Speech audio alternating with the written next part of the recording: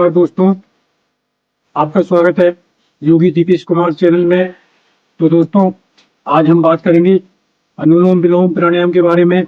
वैसे तो सभी जानते हैं अनुलोम विलोम प्राणायाम क्या होता है, इसको कैसे करते हैं, लेकिन आज मैं मेरे अनुभव से इसके बारे में कुछ बताना चाहता हूँ, तो आप ध्यान से सुनना।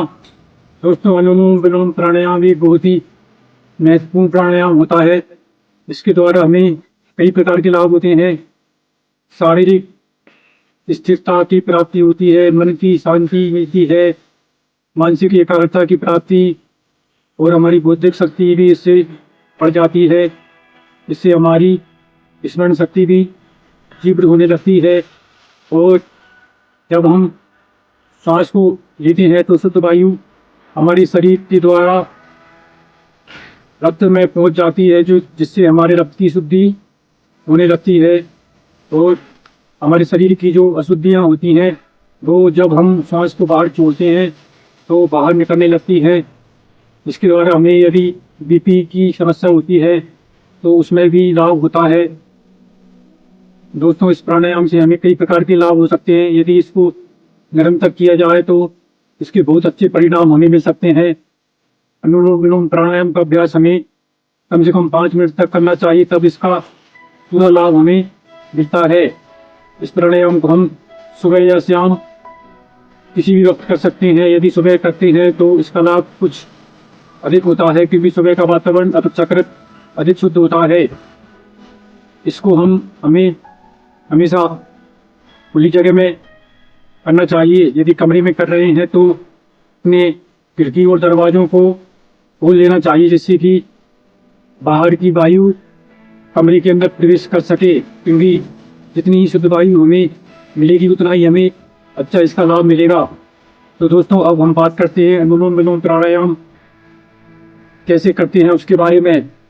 तो दोस्तों, अनुलोम विलोम प्राणायाम करने के लिए हमें पहले आसन का चयन करना होता है। सुखासन, सिद्धासन, पद्मासन, किसी भी आसन का हम चयन कर लेंगे। जिस आसन में हम अधिक देर तक सुखपूर्वक बैठ सकें उस आसन को हमें लगा लेना है। उसके बाद में हमें इस प्राणायाम का अभ्यास करना है। अपना शरीर और अपनी गर्दन को सीधा करके बिल्कुल इसका अभ्यास करना है, तभी इसका पूर्ण लाभ मिलता है। उसके बाद या तो इसको हम वायु मुद्रा में कर सकते हैं या फिर चाहे तो ब्रह्म मुद्रा की भी इसको हम कर सकते हैं। तो दोस्तों, अनुलोम विलोम प्राणायाम हम शुरू करते हैं। अनुलोम विलोम प्राणायाम को शुरू करने के लिए सबसे पहले हमें दाई नासिका को अपनी अंगूठे से बंद करना है। उसके बाद बाई नासिका से श्वास को अंदर भरना है। 5 से 10 सेकंड में हमें श्वास को अंदर भरना है और 5 से 10 सेकंड में फिर दाई नासिका से श्वास को बाहर छोड़ना है। फिर हमें दाई नासिका से 5 से 10 सेकंड में श्वास को भरना है, फिर 5 से 10 सेकंड में श्वास को छोड़ना है। इस प्रकार से हमें इसका अभ्यास करना है।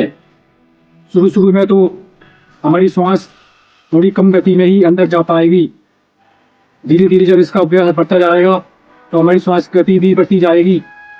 तो हमारे अभ्यास के ऊपर ये निर्भर करता है कि हमें इसको किस प्रकार करना चाहिए।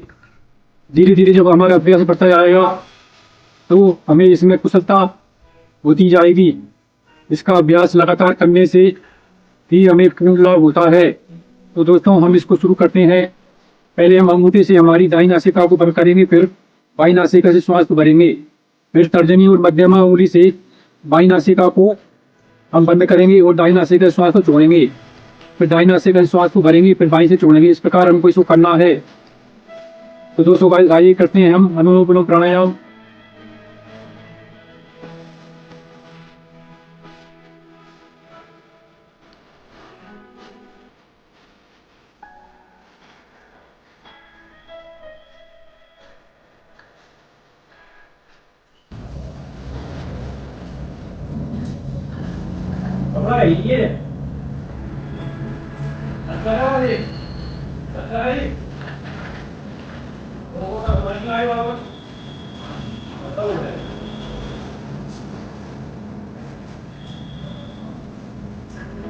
यदि हाथ दर्द करने लग जाए तो हम दूसरे हाथ से भी इसको कर सकते हैं।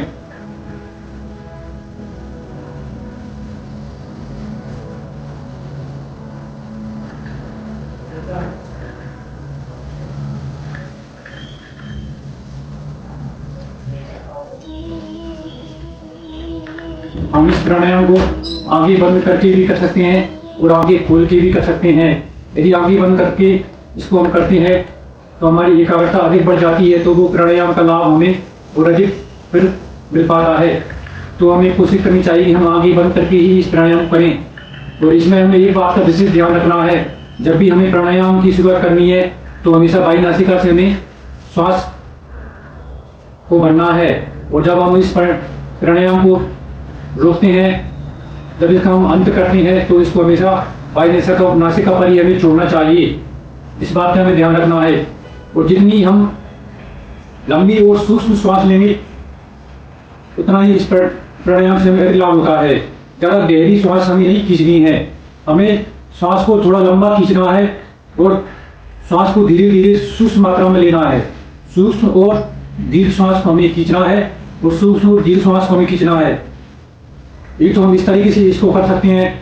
और इसका हमें एक तरीका और है, यदि हमें ज़्यादा लाभ चाहिए तो हमें श्वास को अंदर खींचना है 5 से 10 सेकंड में, फिर उसको 5 से 10 सेकंड तक ही हमको होल्ड करना है, रोक के रखना है, और फिर 5 से 10 सेकंड में छोड़ना है, फिर 5 से 10 सेकंड में लेना है, फिर 5 से 10 सेकंड उसको रोकना है, फिर 5 से 10 सेकंड में इसको छोड़ना है।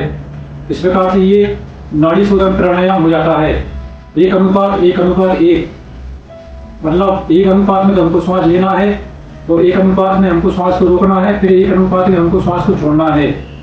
इस प्रकार से यदि इस प्राणायाम को किया जाए तो इसके विशेष लाभ हमको हो सकते हैं। तो दोस्तों, हम इसको करते हैं नाड़ी शोधन प्राणायाम के रूप में। प्राणायाम अनुलोम विलोम प्राणायाम, नाड़ी शोधन प्राणायाम इसका नाम है। तो दोस्तों, हम इसको करते हैं।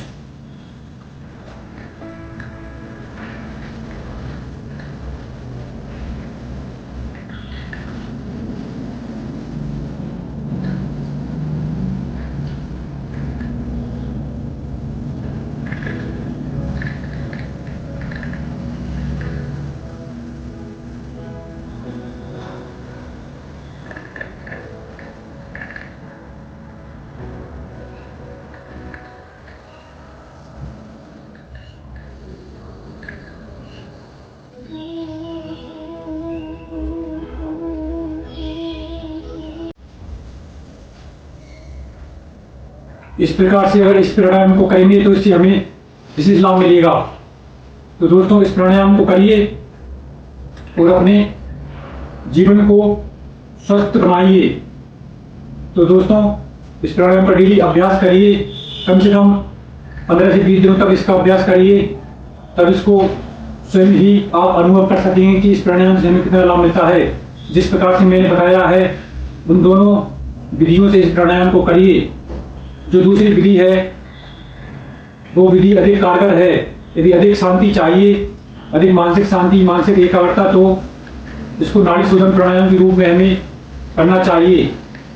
श्वास को 5 से 10 सेकंड में भरना है और 5 से 10 सेकंड श्वास को फिर होल्ड करना है, रोकना है, फिर 5 से 10 सेकंड में श्वास को छोड़ना है, फिर 5 से 10 सेकंड में श्वास को लेना है, फिर 5 से 10 सेकंड श्वास को हमें रोकना है और फिर 5 से 10 सेकंड में श्वास को छोड़ना है। 5 से 10 सेकंड, या फिर हम इसे चाहें तो 3 से 5 सेकंड में भी ले सकते हैं और 3 से 5 सेकंड तक इसको होल्ड कर सकते हैं और फिर 3 से 5 सेकंड में इसको छोड़ सकते हैं। फिर 3 से 5 सेकंड में इसको लेना है, 3 से 5 सेकंड तक होल्ड कर सकते हैं, फिर छोड़ सकते हैं। इस प्रकार इस प्राणायाम करेंगे तो इसके बहुत अधिक विशेष लाभ हमको मिलेगा। तो दोस्तों, इस प्राणायाम को करिए और अपने आप इसका अनुभव करिए। मेरा अनुभव मैं बताता हूँ तो इस प्राणायाम से हमें बहुत अधिक लाभ मिल सकता है। इससे हमारी सारी अशांति मिट जाएगी, सारा तनाव मिट जाएगा और फिर हम जो भी कार्य करेंगे तो उसमें हमारा मन लगने लगेगा। तो दोस्तों, इस प्राणायाम का अभ्यास करिए। तो दोस्तों, आज की वीडियो में बस इतना ही। हम आगे फिर मिलेंगे अगले वीडियो के साथ। दोस्तों, ये वीडियो आपको कैसा लगा मुझे कमेंट में बताएं और चैनल को लाइक करें, सब्सक्राइब करें। तो दोस्तों फिर आज की वीडियो में हम विदा लेते हैं। धन्यवाद।